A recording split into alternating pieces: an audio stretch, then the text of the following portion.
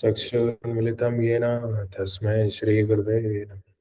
श्रीचैतन्यमनोभीष्टं स्थापितं येन भूतले स्वयं रूपकदा मह्यं ददाति स्वपदान्तिकम्।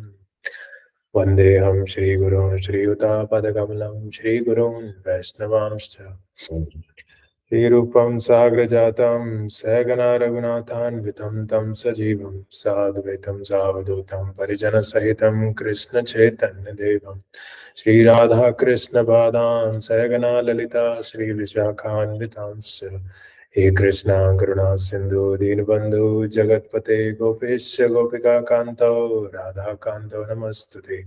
तप्तकाञ्चन गौराङ्गी राधे वृन्दावनेश्वरी वृषभानुसुते देवी प्रणमामि हरिप्रिये। वाञ्छाकल्पतरुभ्यश्च कृपा सिन्धुभ्यैव च पतितानां पावनेभ्यो वैष्णवेभ्यो नमो नमः। जय श्री कृष्ण चैतन्य प्रभु नित्यानंद श्री अद्वैत गदाधर शिवासादि गौर भक्तवृंद। हरे कृष्णा कृष्ण कृष्ण हरे हरे, हरे Ram Ram Ram Hare Hare. Please repeat. Hare Krishna, Krishna, Hare Krishna, Krishna Krishna, Hare Hare, Hare Hare Rama, Rama Rama, Hare Hare. Once more. Hare Krishna, Krishna Krishna, Hare Hare, Hare, Hare Hare Rama, Rama, Hare Rama, Rama Rama, Hare Hare. Hare Krishna. Hare Krishna. Very warm welcome to all of you. So it's a very cloudy evening today here in Bangalore. No sunlight for a lot of days. It's cold also. So yeah, so we'll start with the 48th verse. Last time we read the words, but we did not read the purport. So right now we are discussing about Buddhi Yoga. So second chapter is entitled as Contents of the Gita Summarized. So whenever basically if you are doing a PhD or writing a research paper, then you basically write a preface and then write an index, right? And then you start describing your problem statement, and then you give the solution, and then you summarize what is the solution. So Bhagavad Gita also goes in the same manner. Like Vyasdev, actually we have taken these teachings from Vyasdev. So in the second chapter, Vyasdev is summarizing what is given in entire Bhagavad Gita. And then we will see in the 17th chapter again, Vyasdev will give a summary of Bhagavad Gita. So second chapter talks about everything. It talks about Karma Yoga, it talks about Sankhya Yoga, it talks about Buddhi Yoga, it talks about Gyan Yoga. So everything like second chapter is talking about. Yeah, Hinamata, do you have any question? You have raised your hand. Okay, by mistake. No, yeah. Yeah, so we saw in the starting of the second chapter, Arjuna continues to ask questions to Krishna, and he doesn't want to fight. But because he knew that his reasoning was not sufficient, the 5 reasons which he gave, that was not really sufficient, and Krishna wanted him to fight, and that's why Arjuna surrendered. And because Arjuna surrendered, because of the receptivity of Arjuna, Krishna gave this knowledge of Sankhya Yoga, how to distinguish between matter and spirit. What are the characteristics of the soul? What are the symptoms of the soul? Consciousness is the symptom of the soul. So basically, all these things encompass as Sankhya Yoga. So Krishna gave that in very detail, and through that knowledge of Sankhya Yoga, he convinced Arjuna that although he might be killing his relatives, but they will be advancing spiritually in the next life. They will be either attaining heavenly planets or they are going back to the spiritual world, because they have done a lot of good activities in this life.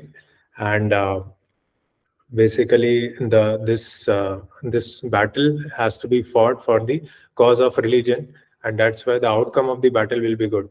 Even if you the people who are killed, they will also achieve spiritual world, and the people who win, they will be part of the kingdom of Maharaj Yudhishthir. So Maharaj Yudhishthir is Dharmaraj.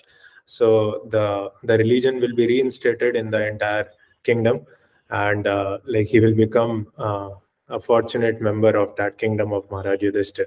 So through this argument, through the Sankhya Yoga, Arjuna is being convinced by Krishna that he should continue fighting. And then Krishna gives on the platform of Sakama Karma Yoga also. So according to your Varna and Ashram also, you should fight, because you are a Kshatriya, you are a Grahastha. You cannot like live without doing your duties, without fighting. So you should fight this battle, and this fight actually opens the doors of a heavenly planets. So even in our occupational duty, if we get a chance to do a responsible position or do a very big project, we should take it, because it is not increasing our material possessions, but actually it will give us a opportunity to purify ourselves. Because if we do a bigger project, if we take more responsibility, then you will have to lead more people, and you have to plow through the field. You have to basically work more, and then if you work in proper consciousness, connecting yourself with Krishna, then you can purify more things, right? You can spiritualize more things.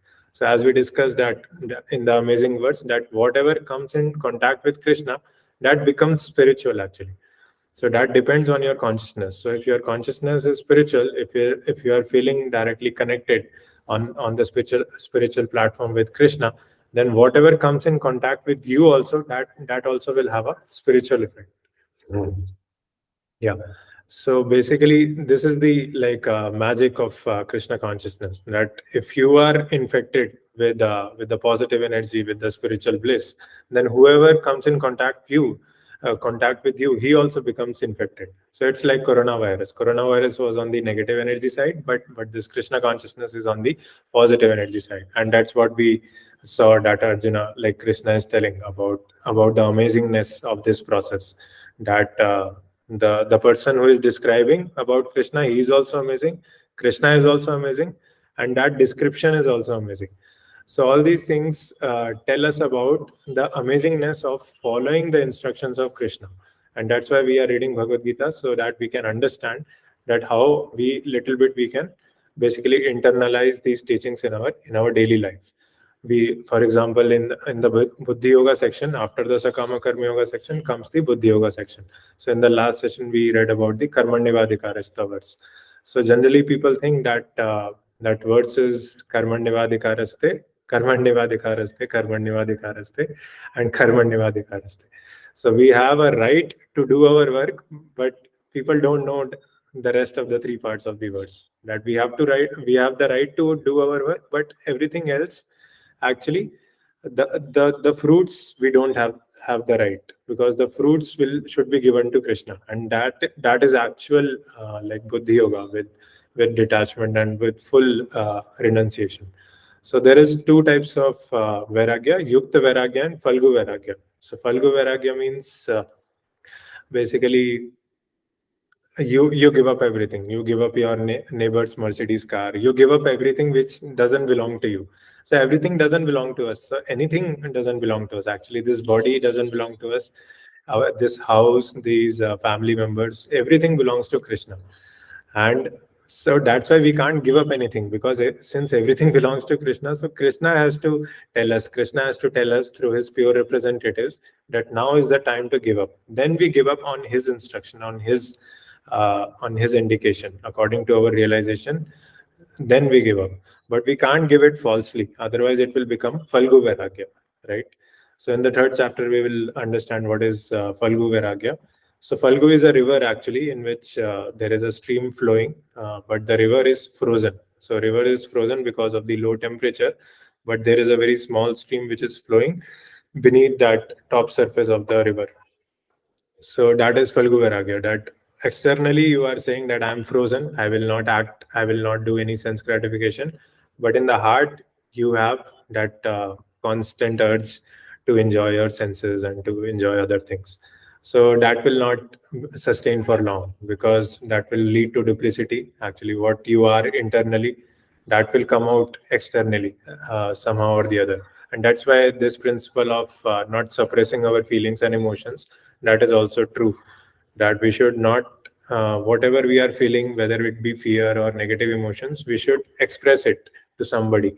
So who can deal with that, who can redirect that, and who can basically put some positive energy into those emotions, and then redirect it in the right direction. Because if you like suppress the emotions and feeling, then it's like a beach volleyball. So as soon as you suppress the volleyball in the water, then immediately it comes out. So actually suppressed emotions and suppressed feelings, they result in diseases. So that's why we should never suppress these any positive or negative emotions. And in the story of Dhruv Maharaj also, we see that Dhruv Maharaj became so angry with his father because his father did not allow Dhruv Maharaj to sit on his lap. So that's why Dhruv Maharaj wanted to have a kingdom which would be equal to that of his father. And then he left out for forest because his mother told him that you can achieve these things only when you like pray to God and when you go to forest, and you can find God in forest only. So as soon as he left for forest, he was a 5-year-old boy and he didn't have any lunchbox, and he like how like a normal mother would panic, right? That a 5-year young son, he has gone to forest. But in this case, this mother, she was so courageous. She herself encouraged her son to go to forest. And when she like when he left for forest, then Narad Muni came. So Narad Muni tried to convince him that you are very young and like this is an age of having fun and like trying to play around with your friends. Why are you coming to forest to do tapasya? This is not the right age. So Dhruv Maharaj was very angry at that time, and Dhruv Maharaj told that I will express my true feelings to you. That right now I am full of anger and I am full of disappointment with my father, and somehow or the other I want this big kingdom which my father has. I want an equivalent kingdom for myself. So don't, if you can fulfill my desire of seeing the Lord, then let me know. Otherwise, don't try to convince me in any other way. So Narad Muni is a like Mahabhagavata devotee. He is converting so many like fallen conditioned souls into devotees, and Dhruv Maharaj knew that. But still, Dhruv Maharaj expressed his true heart to Narad Muni. And then Narad Muni gave him the mantra, Om Namo Bhagavate Vasudevaya. So Dhruv Maharaj is only 5 years old, and he is expressing his like strong urge angrily that I want to see Lord. And that's what Narad Muni is validating, that okay, take this mantra and chant, and then gradually you will see God. So Dhruv Maharaj started chanting Om Namah Bhagavate Vasudevaya. And eventually, like after 3-4 months, he saw the Lord. And when he saw the Lord, then basically the Lord, he put his conch shell on the head of Dhruv Maharaj. So as soon as the Lord put his conch shell on the head of Dhruv Maharaj, all his material desires were gone. So Dhruv Maharaj immediately told that, oh,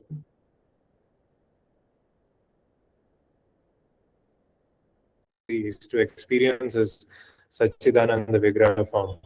So that is the true aim of life. And here we see that like Dhruv Maharaj was not like suppressing his emotions or feelings, and he's freely expressing it to Narad Muni because he had sufficient faith and trust in him.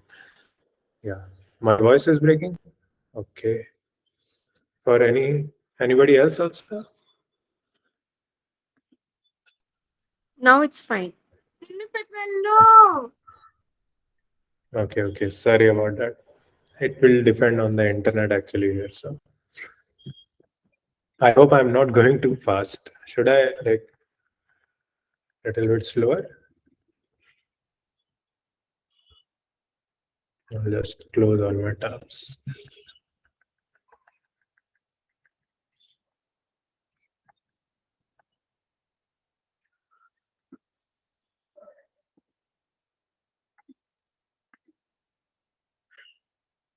So yeah, so this is how we learned that whatever emotions and feelings we have, we should express in front of an authority who can deal with those nicely. And that's what Arjuna is doing. And Arjuna is surrendering. Like Arjuna is not fighting with Krishna. Arjuna is not giving arguments, or like Arjuna is not very like arrogant, but humbly he is saying that I am helpless, so help me. So like this, whenever we feel negative emotions, we should be self-aware of those, and then approach a proper person who can help, and then just submit to that person, and then that person will help you. Okay, so in Buddhi Yoga section also, like Krishna is describing about various characteristics, that what is the person, who is a person who is practicing Buddhi Yoga, like his intelligence is single pointed, and what are the factors which can help you to cultivate that single pointedness, that basically hearing chanting, hearing from devotees, devotee association, and then like cultivating Krishna consciousness. So that will basically help you to cultivate single pointed intelligence. Intelligence is single pointed, then it's easier to focus on anything, basically, because your consciousness will be elevated. And that's what Krishna is saying, that one factor to cultivate single pointed intelligence is that we should not worry too much about the fruits, that we should not be too much attached to the fruits. We should be attached to Krishna, we should be attached to his devotees, we should be attached to the process of devotional service, to we should be attached to doing bhakti.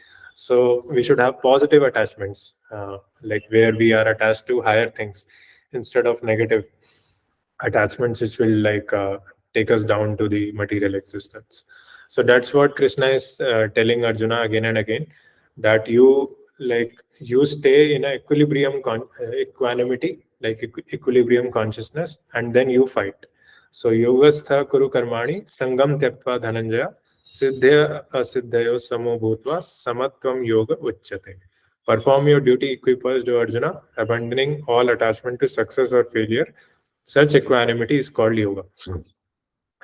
So yeah, so if we are not worried about the result, and if we are just worried about our service, about what we have to do, then there will be no fear, and our duty will be very, very clear.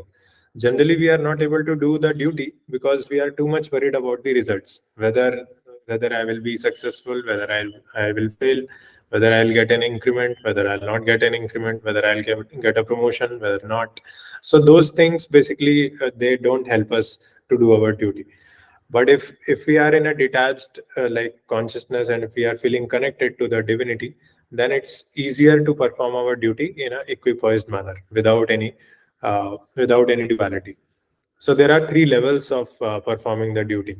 So the lowest level is like performing the duty out of fear, that if we don't do our duty, then there will be some sinful reaction. The second platform is performing the duty out of a sense of duty, that I should do it, and if I do it, then basically these things will be taken care of. And the third level, which is the highest, is like fulfilling our duty out of love.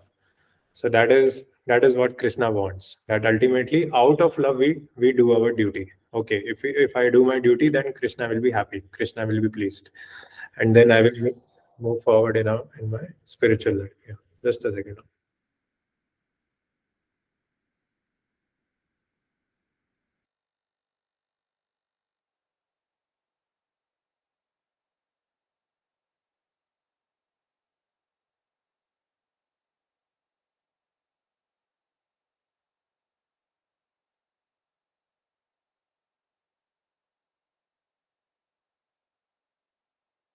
Krishna.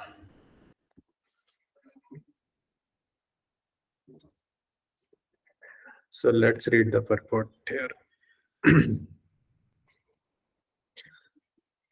So somehow or the other, we have to come to this equilibrium consciousness, where we are not like swayed away by too many emotions, either positive or negative. So purport. Krishna tells Arjuna that he should act in yoga. And what is that yoga? Yoga means to concentrate the mind upon the Supreme by controlling the ever-disturbing senses. And who is the Supreme? The Supreme is the Lord. And because he himself is telling Arjuna to fight, Arjuna has nothing to do with the results of the fight.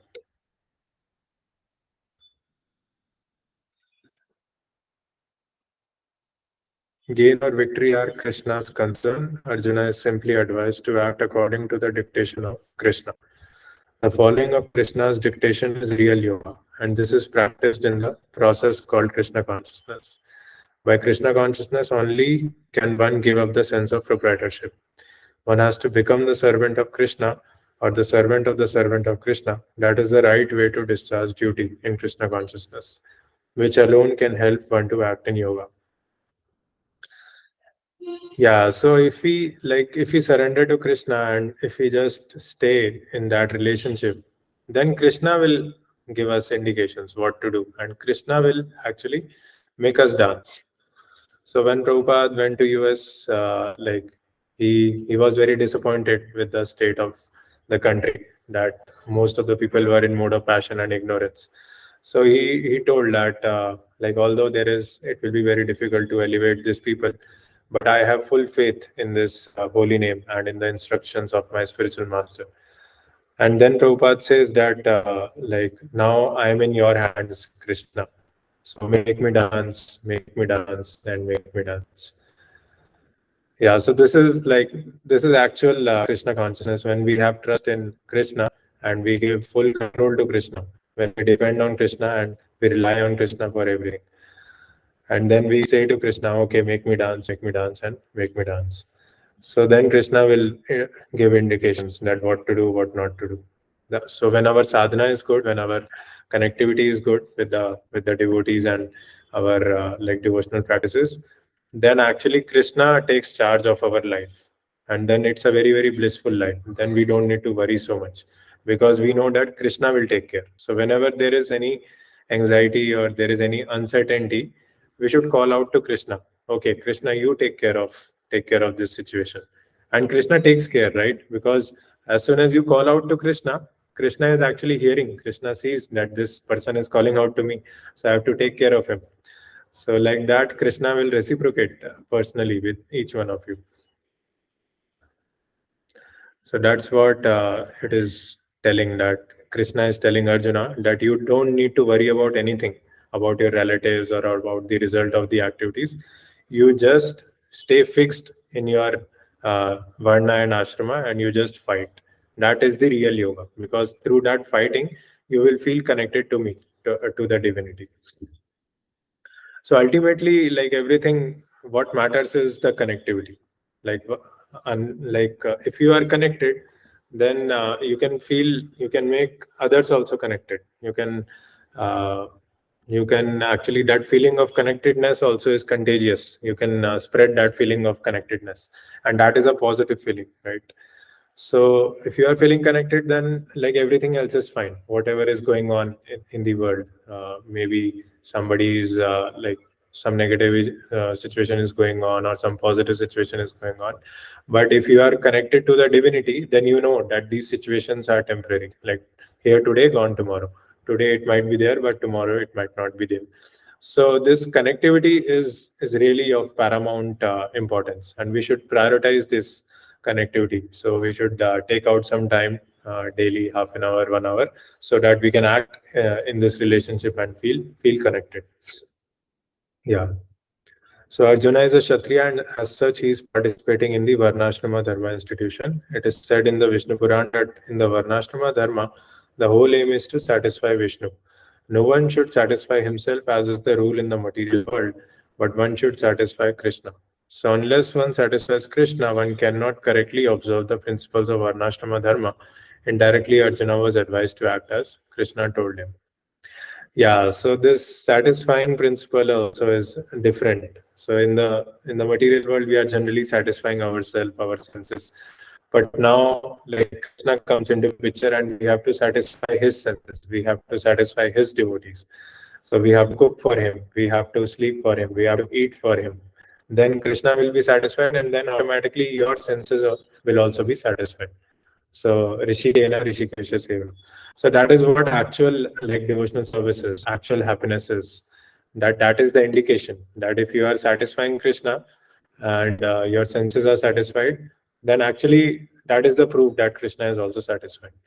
So it goes concomitantly together with each other. So let's read the next verse.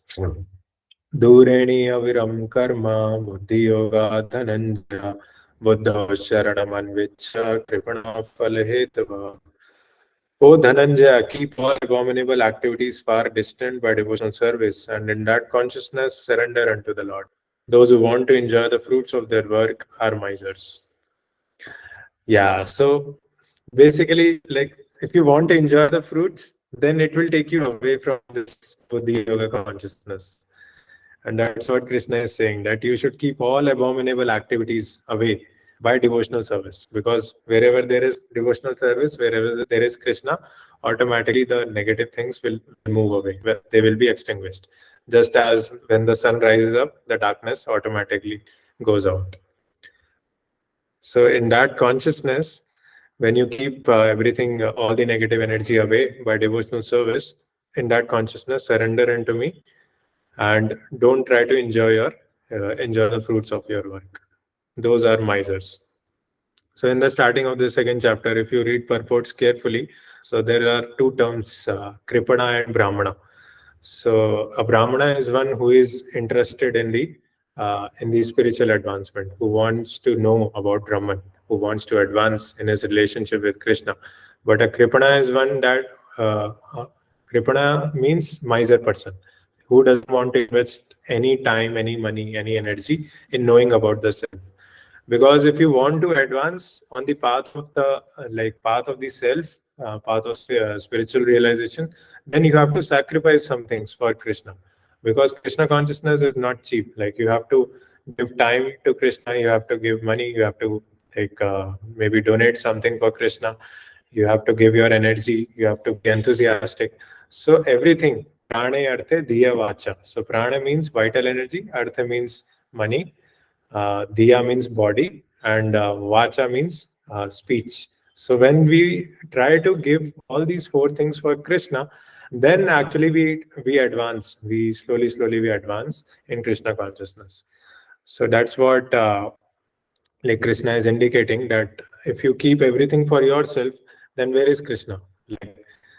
How will Krishna be satisfied? So we have to start giving to Krishna. We should start from some quantity, and then finally, ultimately, we have to surrender. So everything belongs to Krishna only. So we should give everything to Krishna.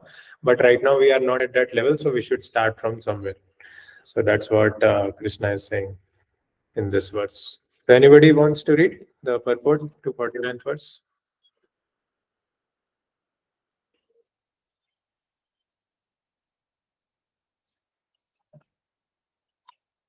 Yeah, I can. Okay. One who has actually come to understand one constitutional position as an internal servitor of the Lord gives up all the engagement save working in the Krishna consciousness. As already explained, Buddhi Yoga means transcendental, loving service to the Lord. Such devotional service is the right course of action for the living entity. Only Mesers desire to enjoy the fruit of their own work just to be further entangled into material bondage. Except for the work in Krishna consciousness, all activities are abnormal because they continually bind the worker to the cycle of birth and death. One should therefore never desire to be the cause of the work, therefore should be done in the Krishna consciousness for the satisfaction of Krishna. Misers do not know how to utilize the assets of riches which they acquire by good fortune or by hard labor. One should spend all energies working in Krishna consciousness, and that will make one's life successful. Like misers, unfortunate persons do not employ their human energy in the service of the Lord. Hare Krishna. Yeah, Tanusha, it looked like you had to catch a train. No. Sorry. Okay. Yeah, you read abominable as abdominal, I don't know. Okay. Yeah, maybe I'll read once more this purport. One who has actually come to understand one's constitutional position as an eternal servitor of the Lord gives up all engagements save working in Krishna consciousness. So yeah, so this ultimately we have to understand our true position as a spirit soul. We are eternal servitors of Krishna. And then actually whatever work we are doing, that will be in Krishna consciousness. And apart from that, whatever we do, that is not required. So as already explained, Buddhi Yoga means transcendental loving service to the Lord. Such devotional service is the right course of action for the living entity. Yeah, so with intelligence, we have to worship Krishna, and that is the right course of action. Only misers desire to enjoy the fruit of their own work just to be further entangled in material bondage. Except for work in Krishna consciousness, all activities are abominable because they continually bind the worker to the cycle of birth and death.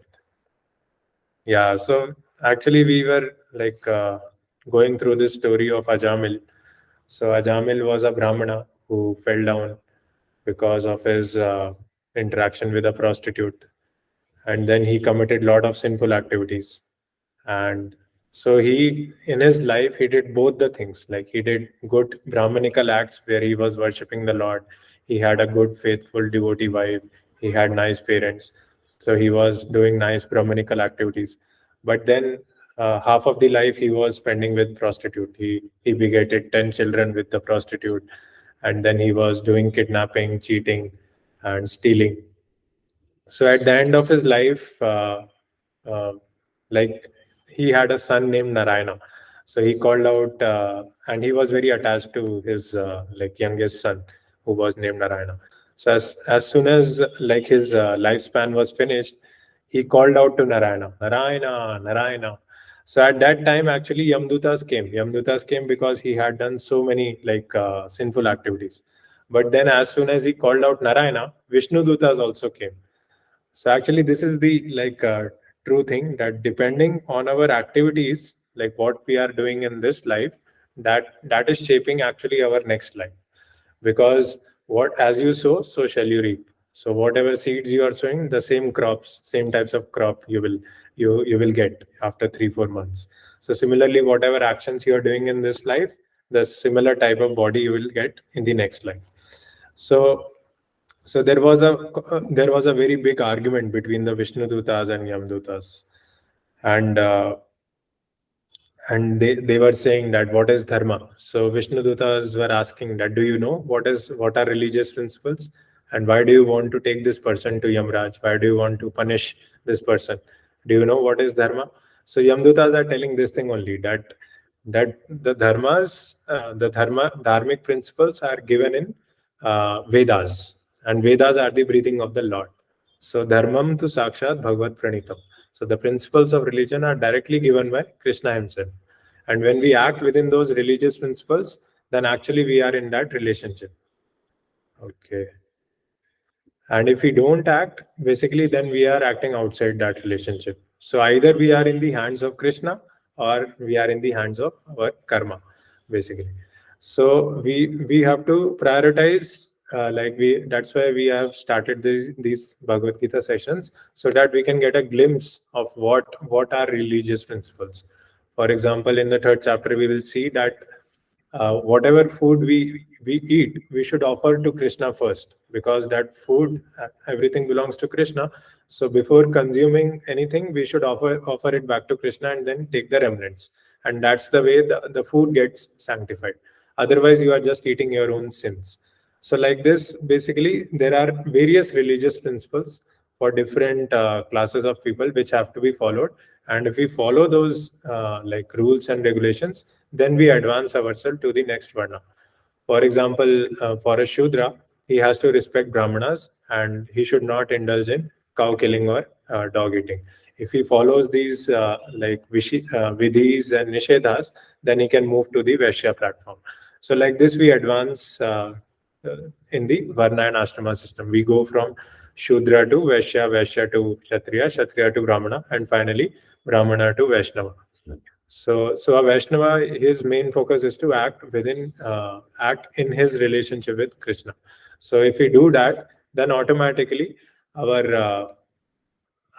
D grade and our abominable things will be taken care of. So it's just like working for A grade in exam, right? So if you strive very strongly for A grade, then you don't need to worry about the D grade. So A grade might become A minus or B, but it will not stretch down too much to D. So that's what Krishna consciousness is.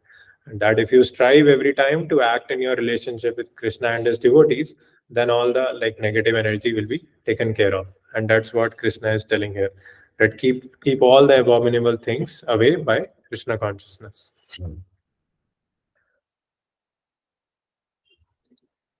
So any work apart from work in Krishna consciousness binds us, because generally then we start thinking that I am doing and I start becoming attached. Okay, this should be done in this way, and this result I should get immediately. I'm very much attached. So if we don't get that result, then we get that reaction. We get those negative emotions.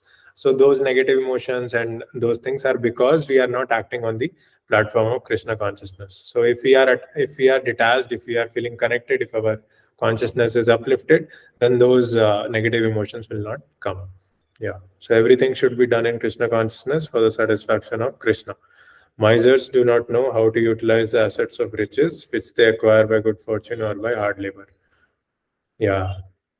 One should spend all energies working in Krishna consciousness, and that will make one's life successful. Yeah, slowly we have to like come to this platform. Yeah. Buddhi yukto jahatiha ubhe sukrita dushkrite tasmad yogaya yujvasva yoga karma sukoshalam. A man engaged in devotional service rids himself of both good and bad reactions, even in this life. Therefore, strive for yoga, which is the art of all work. Yeah. So as I was saying that as you sow, so shall you reap, that whatever activities you are doing in this life, the similar type of body you will get in the next life. But if you do bhakti activities, then that bhakti activities will take care of all good and bad karma both. So that's why bhakti is the only solution to basically come onto the spiritual platform and understand our true spiritual nature in relation to Krishna. Yeah. Yeah, Nidhi, you want to read the purport to 50th verse?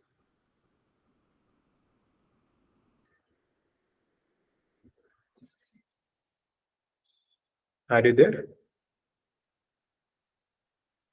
Yeah. Okay, Ayana Matar, you can read.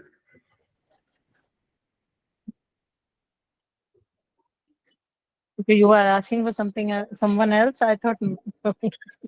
Yeah, no problem. Can go ahead. Have to read 51, right? 50. 50.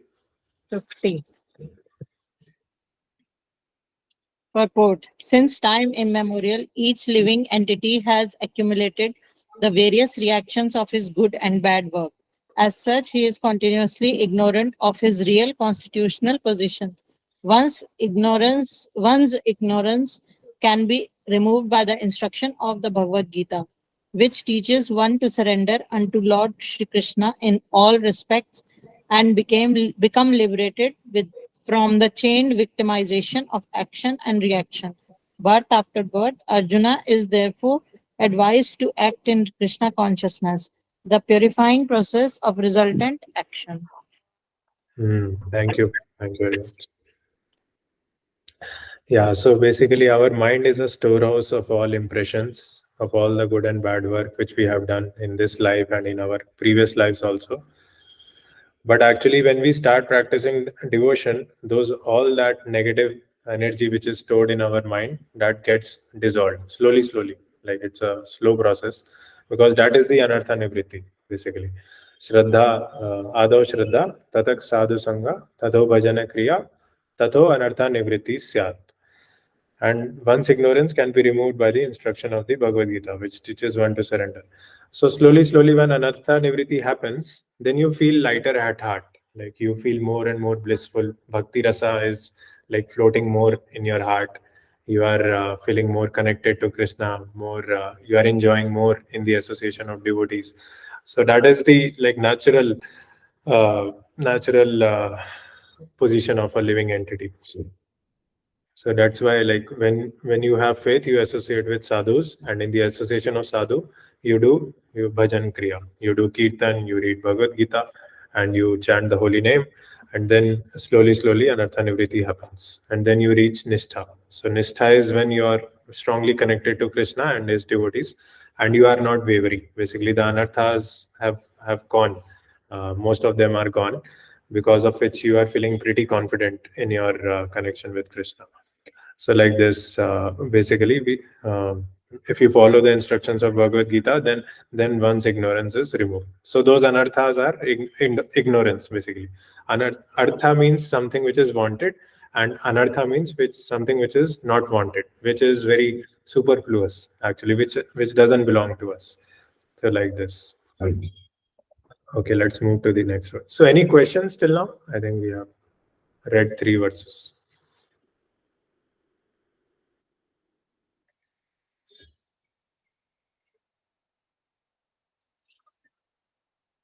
No questions? Okay, let's continue then. कर्मजं बुद्धियुक्ता हि फलं त्यक्त्वा मनीषिणा जन्मबन्धविनिर्मुक्ता पदं गच्छन्ति अनामयम्. By thus engaging in devotional service to the Lord, great sages or devotees free themselves from the results of work in the material world. In this way, they become free from the cycle of birth and death and attain the state beyond all miseries by going back to Godhead.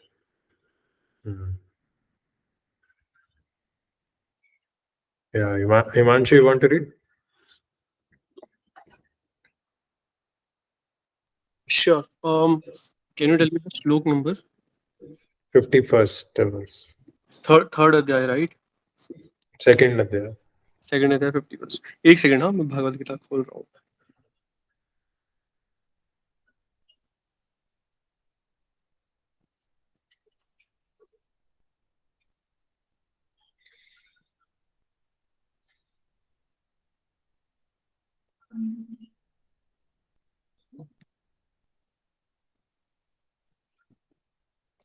Yeah, I think somebody else can read that. I'll read the next one. Yeah. Okay. So Bharti, you want to read? Yeah, sure. Mhm. The liberatic living entities belong to that place where there are no material miseries. The Bhagavatam says, Samam Srita ye pada palvamam maha You can skip. Mahapadmam punya yasho murare bhavam buddhir vatsa padmam param padmam padmam yad vipadamam na tesham. For one who has accepted the boat of the lotus feet of the Lord, who is the shelter of the cosmic manifestation and is famous as Mukund, or the giver of the Mukti. The ocean of the material world is like the water contained in a calf's footprint. Paramam Padam, or the place where there are no material miseries or vacuum, is his goal, not the place where there is danger in every step of life. Owing to ignorance, one does not know that this material world is a miserable place where there are dangers at every step. Out of ignorance only, less intelligent person try to adjust to the situation by fruitive activities, thinking that the resultant action will make them happy. They do not know that no kind of material body anywhere within the universe can give life without miseries. The miseries of life, namely birth, death, old age, and disease, are present everywhere within the material world. But no one understands his real constitutional position as the eternal servitor of the Lord, and thus knows the position of the personality of Godhead, engages himself in the transcendental loving service of the Lord. Consequently, he becomes qualified to enter into the vacant planets where there is neither material, miserable life nor the influence of time and death. To know one's constitutional position means to know also the sublime position of the Lord. One who wrongly thinks that the living entity's position and the Lord position are on the same level is to be understood to be in darkness and therefore unable to engage himself in the devotional service of the Lord. He becomes a Lord himself and thus paves the way of the repetition of birth and death. But one who, understanding that his position is to serve, transfers himself to the service of the Lord, at once becomes eligible for Vaikuntha Loka.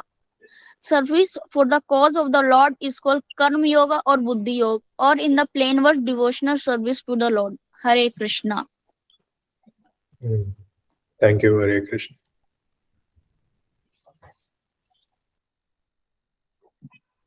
The devotees can read slowly and try to focus on one word at a time. Generally, the reading makes us slow down. So sometimes we have to slow down also.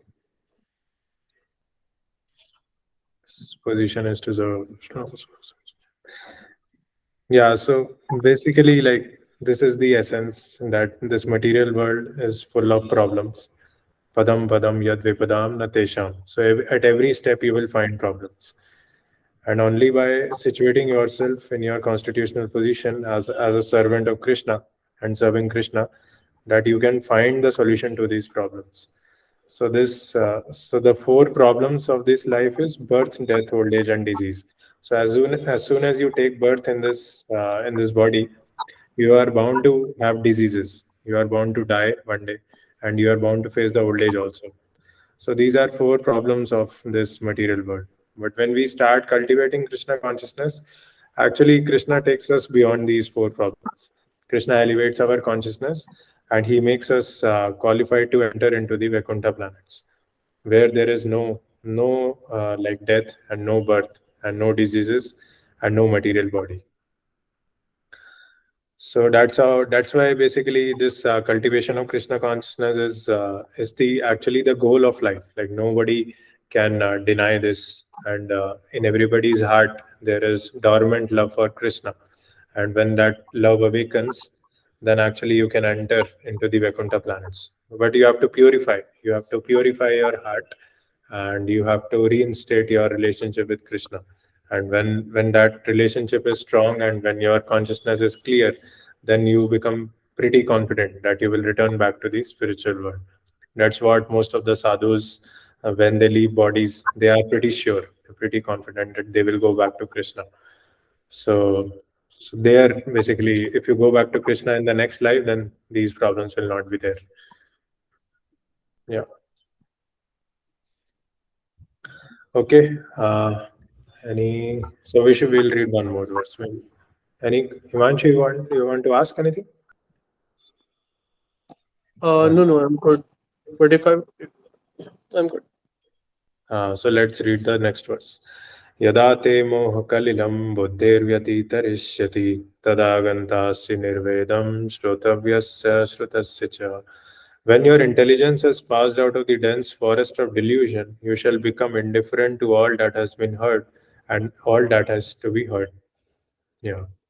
You can read the purport. Okay.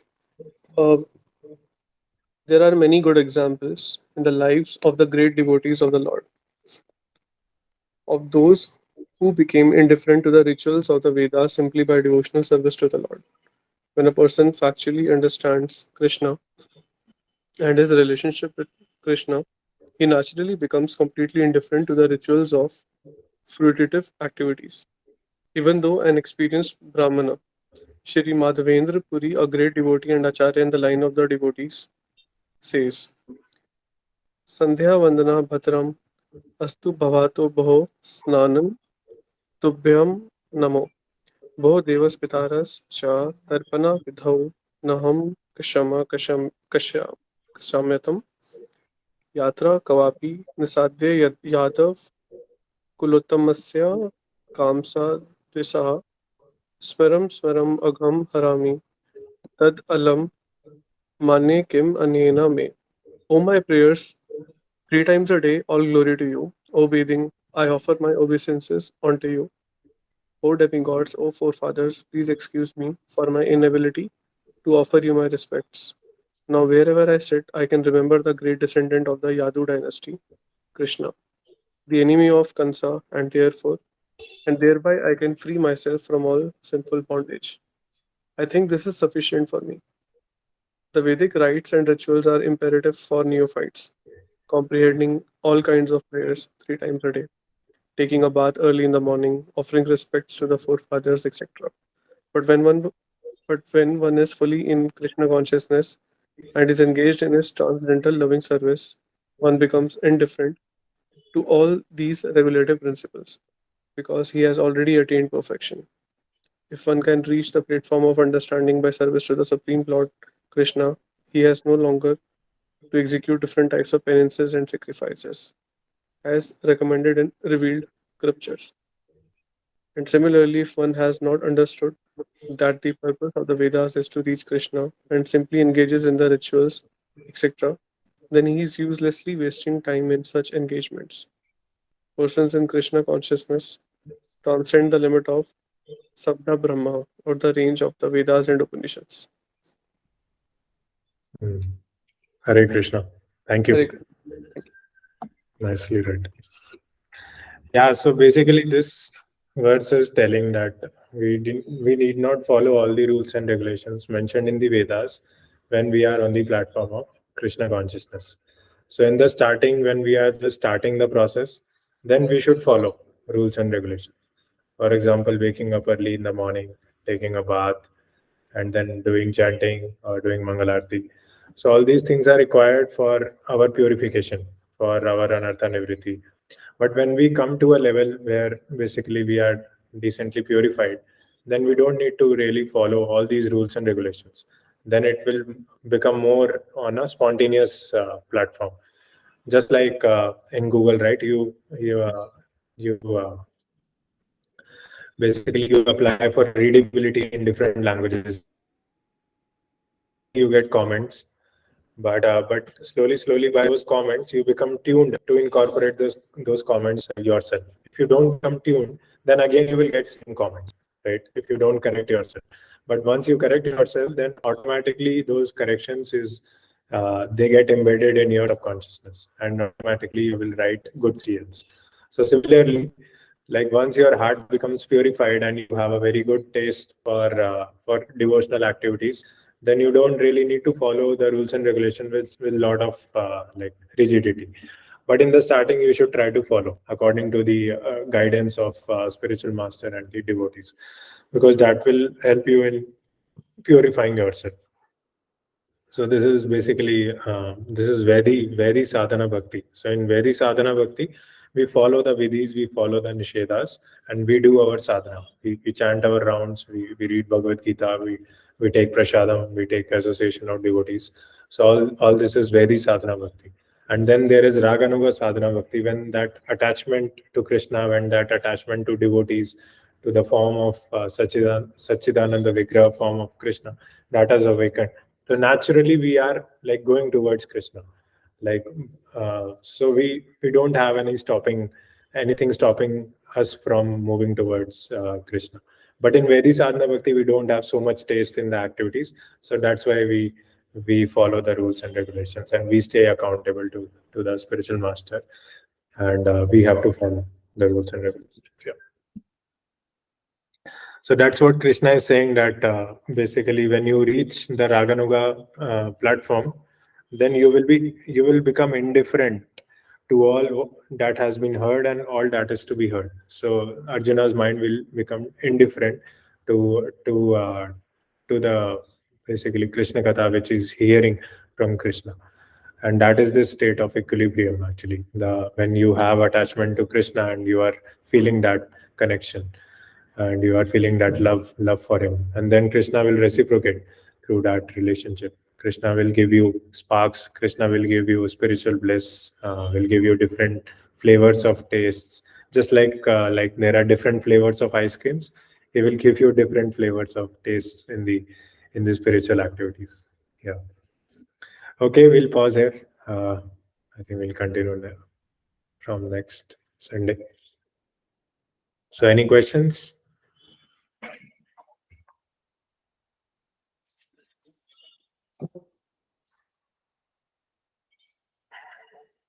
Yeah, so we have to be like become more enthusiastic and taking association and to ask questions. And even, for example, last Monday when I gave session, Himanshu called me and asked a question. So that actually these questions and answers, and then staying accountable, that Krishna likes. Actually, Krishna will help you to advance further if you if you really want to internalize these things in your life. Because right now nobody knows. Like I know that I have met Nidhi, Bharti, Ravi Prabhu, Himanshu, Hinamataji, and Sukirti, and like I have not met Googlers till now, right? But other people know little bit that what to do, what to practice. They have some conviction. But we should even Googlers also should meet sometime, so that we also develop that conviction that the devotional life is true, and the glories of devotional service are actually, they work in our heart. So yeah, so let's pray to Krishna, and that we get that conviction and move forward towards Krishna. Okay, Hare Krishna. Thank you very much for assembling. Thank you. Hare Hare Krishna. Krishna. Thank you. Hare Krishna.